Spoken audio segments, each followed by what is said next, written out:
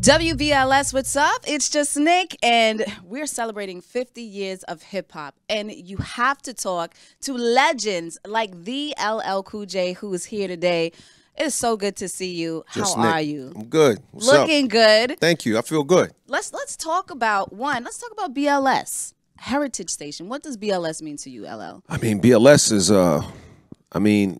there's so many pivotal moments. I mean, just growing up, just hearing Mr. Magic, you know what I'm saying? When he moved from WHBI, he came to BLS.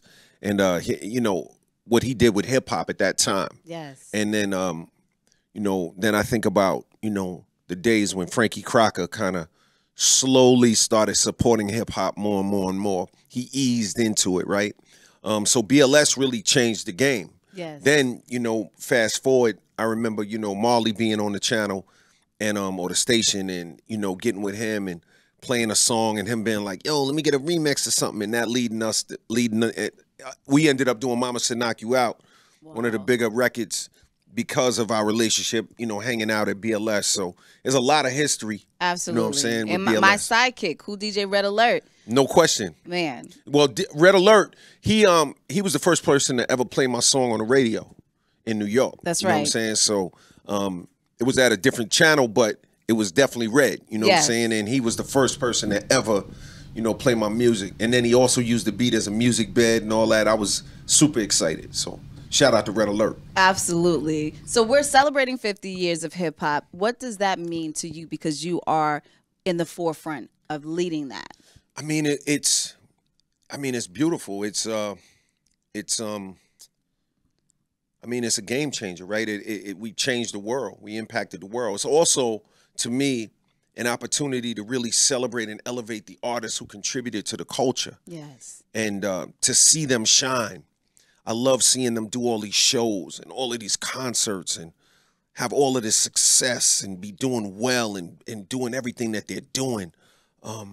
It's an amazing, amazing feeling. So, for me to be a guy who, grew up in hip hop, when I was, when hip hop started and I was like, just like one of the first fans, right? Like, like I grew up listening. Who was your influences? Well, it was, it was the Foursome Season, it was the Cold Crush, and it was, the Treacherous and Fearless and the Crash Crew, all these artists that came out that were Generation 1. Because I'm like Generation 1.5. I'm like the generation that literally like was born into it. You know what I'm saying? It was amazing. So this 50-year celebration to me is everything. Yeah. You know what I mean? But mainly it's an opportunity to uplift and celebrate the culture. That's really my motive for everything I'm doing, just to elevate the culture. You know I love it. Well, I mean, we got to talk about like the beginning because you've come a long way from 1985, radio, first album, and I reflect back on some of your early interviews. Yeah. You just had this determination and this drive about you. You still have that same personality where it's just like, even when you were doing your interviews, you would bust a rhyme in the middle of it. It's like, you was hungry for it. Definitely. So has that changed for you? And how have you evolved? Because you used the word evolve a lot when you were younger. Yeah. And look at you now. Like you pretty much manifested it. Nah, it didn't change at all. I'm super hungry. You know what I'm saying? Like, look, you have to envision whatever that crown is in your life, you have to admit you want it, envision it, and go get it. You know what I'm saying? And that's how I move. And that never changes. Yeah. It's nothing can, I do this because I love it. Everything, all of the trappings are a consequence of some of the successes I've had. But the reason I do it is because I love it. Yeah. You know what I'm saying? I'm passionate about it. You So because of that, everything is real true. It's very, very, it's transparent in the sense that I'm really loving this and really doing it. I'm like I'm really living what it is, if that makes sense. It's like what I'm basically trying to say is that, everything that I ever dreamt about in hip hop and all of the things that I wanted to have and be and do in hip hop, I'm doing them. You know what I'm saying? So you envisioned all of this for yourself, the acting, the hosting, the Grammys, Well, those were opportunities that I took advantage of because you never limit yourself, right? And I was happy to do different things, and I love doing different things. So I would be lying if I said I had that much detail in the vision. But one thing I wanted to do is take it to the highest heights, and take it to the Hall of Fame and the Kennedy Center honors, and and platinum and all of those things. Like, I really wanted all those things. Now my goal is I just want to show people that it's possible for you to have a really distinct impact after you've been doing it a long time. Because I think we haven't seen that yet. Yeah. We're very much used to you go this. It's like a a conveyor belt. Yeah. And and it's just like shoes and okay, this is the new shoe, this is the new shoe, this is the new shoe. I'm not with that. I'm with this. I'm not with that. And I feel like I want to show people what's possible. So the reason why I'm doing the Force Live tour, and the reason why I'm doing Barclays and I'm doing the Prudential Center, and the reason why I throw the Rock the Bells Festival, and the reason why I'm putting out a new record is because, one, I love it, and then two, I want to show people what's possible. James Cameron keeps making movies. He'll make an Avatar. Somebody will direct the Fast and Furious movie. Spielberg will make another film. Right. So LLCool J should make another record, and I should do another tour. And I should give people an opportunity to see that it's possible to keep going. We don't have to be afraid of that. Yeah. You don't have to be afraid to keep going. Yeah. You don't have to be afraid to go to the next level. You don't have to be afraid of that. You don't have to start pretending that you're ready to retire because you're really afraid that your career may be over, because you don't know what to do next, because you're getting into uncharted territory. So now you're nervous and you start floating these rumors that you might retire. Stop being afraid. You don't have to be. That's good. You can go to the next level. You just... and I'm gonna show you how.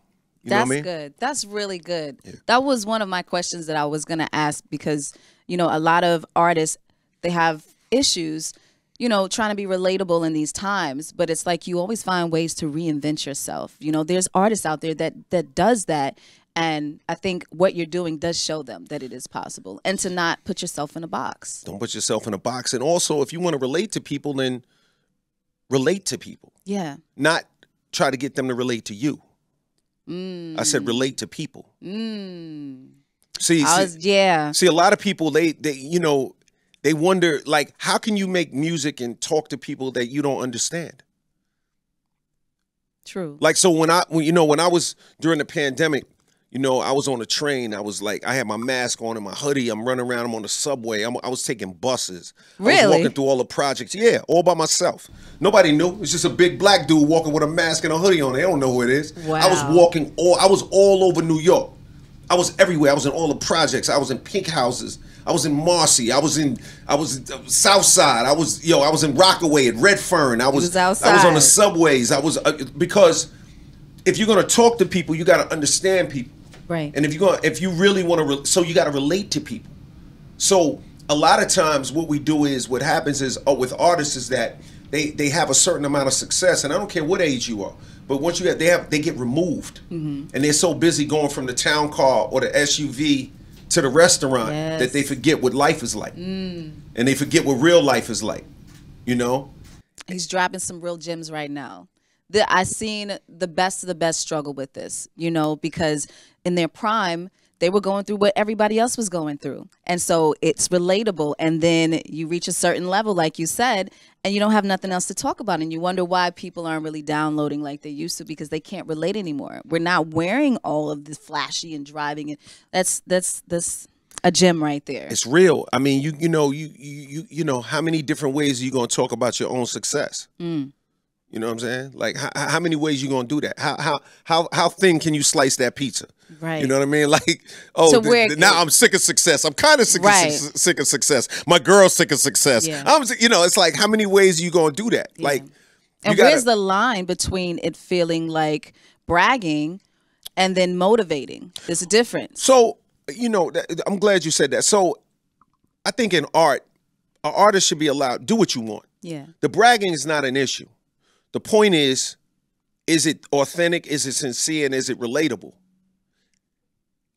Whether it's bragging or not, that's not really, like, I don't judge art based on that, because if you paint a picture, if you look at this is something, I don't even, like, if you look at a big graffiti painting, yeah, and I draw a king with a crown and all of that, somebody could say that's bragging, or somebody could be inspired by it. That's up to the person who looks at it. Yeah. You know what I'm saying? But the reality is you want to be sincere about the things that you talk about and the things that you do as an artist. You know what I'm saying? Not just talking about what you think is going to work. Because like with a lot of artists, you know, the problem is that they're doing what they think people will like. They're not doing what rings true in their soul. So when you get a LLCool J record, you get what rings true in my soul. Now, whether you relate to it or not, that remains to be seen. Right. But at least you know that you're going to get a real artist POV through a hip hop lens. Yes. You know what I'm saying? As opposed to me saying, okay, this is working right now, so let me go get, okay, I'm going to get, you know what I mean? Like, okay, this is the product, this is, you know. Trying to plan it to a T, yeah. So you're so right with that. So you do this for the culture, right? You mentioned the Force Live. Dope lineup. I mean, you got the best of the best. Everybody is on here. Rock the Bells, you do this all the time. What I like about you and your shows is the energy you bring. And I feel like at some point we kind of lost that. We lost our way with some of the newer artists because I remember some of your early on shows when you were younger. Before you would even get started, you know, you had the DJ do the scratch session, you know, to warm people up. There was a method to how you did things. Then you would come on and you would make sure that everybody was looking, all eyes on LL, you know, command the attention. And then you see some of the newer artists where it's just kind of like standing in one place. And of course, they got the pyros going on, and to each his own. But the energy that you bring to shows, because you know. Yeah, I think, look, every artist is different, right? So, you know, Elton John doesn't have to be Prince. Prince doesn't have to be James Brown, you know, and, you know, DMX, may he rest in peace, doesn't have to be Biggie. Yeah. You know what I'm saying? Like, those are all performers that you just mentioned. Even if they're all different, but they perform. Know you expect to see a performance. That's the thing. Like, just like there are a lot of artists that really perform well. Like I look at Lil Uzi and the dancing and all that. Like that's very entertaining to me. Like, you know what I'm saying? Some of them, you know, some of the artists really kill it. It's just like one thing about LL. Like I'm not like a generational separatist. Like I'm not anti new generation. Like I don't move like that. Like I love to see the artists. It's just if you dope, you dope. You know. But what advice would you give them? Like if you could say what LL's definition of a dope performance is. Okay, so the real answer is it depends on the artist. Okay, that being said, are you being sincere? Are you being authentic? Are you really dotting the I's and crossing the T's? Are you executing at a high level? Yeah. Are you putting it all on the line? Do you care? You know, it can't just be a paper chase. Yeah, we all like the money. Yeah, I've been doing that. You know, had all type of cars. Yeah, of course. I like all that. However, when it comes to the art, now I have to deliver. You know what I'm saying? It's like being a chef. You could be a high-paid chef, but you still want the food to be amazing, and you want the presentation to be amazing. Doesn't mean that you like getting money does not mean that you're not about excellence. Yeah. You can't. I think the biggest trick, the biggest trap is falling in love with I put it like this. It's like falling in love with the trophies instead of loving basketball. Yes. Right? That would be an easy way to put it. So if it's only about posing with trophies for you and you're not putting the work in on the court, those trophies are going to get further and further away. But if you put the energy in and you execute at a high level, you can have the money, you can have all those things, but the money is not going to, that's not the thing. Like, look, everybody wants to have some money because everybody wants to be comfortable. They want freedom. Yes. I understand that. But I'm talking about people that are already making a certain amount of money. Right. It's got to be about the art. You got to make great art. You got to do great music. You know what I mean? Like you got to perform at a high level. Your tour got to be dope. Yeah. Like not just, you know, bag chasing. Like, you know, because then you're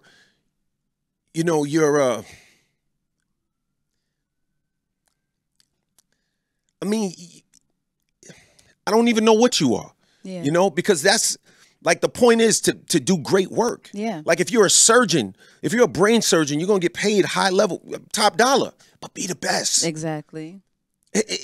Why settle for just having money? Right. Like, So why settle for that? What advice do you give to those? Because obviously a lot of people are chasing the bag. You know, that's the goal, to get out of the hood. There's nothing wrong with that. There's nothing wrong with that. But there's some artists who don't know how to leave that lifestyle alone once they make it. And then you see all these artists' careers deteriorate. Right. Well, that's a whole nother question. So listen. One of the most difficult things to do is to mature and get over the insecurity of success. A lot of artists, they get $1, they get successful, and the thing that's most important, understandably so, the first thing they want to do is show the neighborhood that they're successful. Right. Okay, I understand. Because we always broke together, everybody was twisted. It's nice for people to witness the come up. That is joyful. Then it becomes, if the ego gets involved, now you're doubling down on the chances of getting yourself in hot water. You know what I'm saying? Because humility is a superpower. When you're an egomaniac, you do dumb shit. Excuse my French. You know what I'm saying? You do things that you put yourself in positions that are out of pocket. Facts. So you start rolling with people that maybe you probably wouldn't have never rolled with. They're only with you because you got a couple of dollars, and you're with them because it makes you feel a certain way because they're a different type of, you know, it's like you gotta really make wise decisions. You gotta do your best. And you gotta think, like, look, there's two ways to play the game, right? You can play it the finite game, or you can play the infinite game. The finite game is, I win today and I don't care about the future. The infinite game is, I do what I do today, what's gonna be the best for me long term. Very different games. They can be close. They can be flip sides of a coin, but they're different games. Yes. You know what I mean? So, like, I would advise the young artists to think about the long game. Think about the infinite game.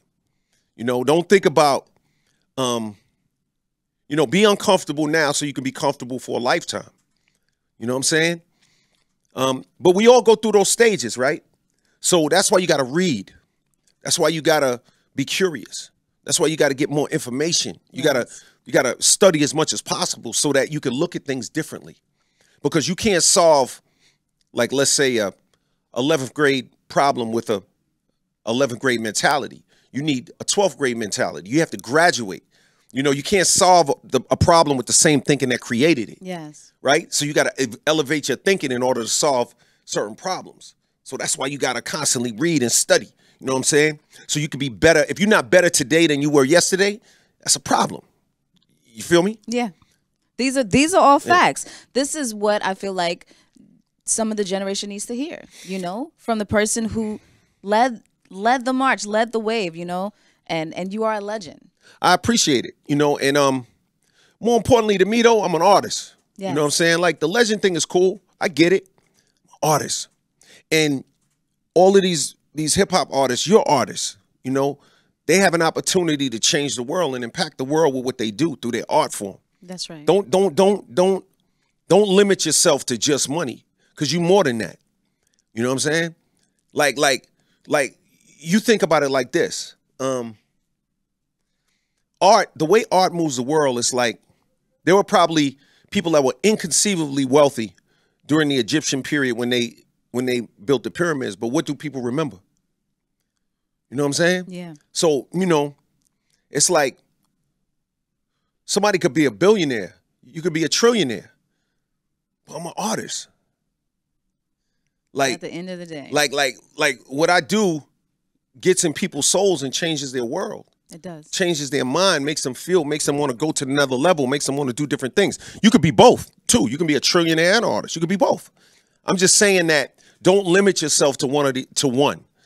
Don't limit yourself. Like, you can have money, you can have success, but you can also be great at what you do and take pride and be excellent. You know what I'm saying? The king doesn't wear a crown because he's rich. He wears a crown because he's a king. Right. It's different. from the LLCool J. Listen, celebrating 50 years of hip-hop, what do you want to say to your fans? The Force Live tour is coming up. Rock the bells. Let them know. Yo, come to the tour. Go get the tickets. Come to the tour. Go to the festival. Go online. Get all the dates. Check out my new album when it comes out. And let's just rock together. Let's just keep this relationship going, B. You know what I'm saying? Let's have some fun. I see y'all. Come see me live. It's going to be a lot. It's not just about me. It's going to be a lot of other people with me. It's going to be super dope. Come check it. And stay tuned because you know he's always doing bigger and better things. I mean, cannot put you in the box. Thank you so much. Happy 50 years of hip hop. Thank you. Blessings. Jus Nik.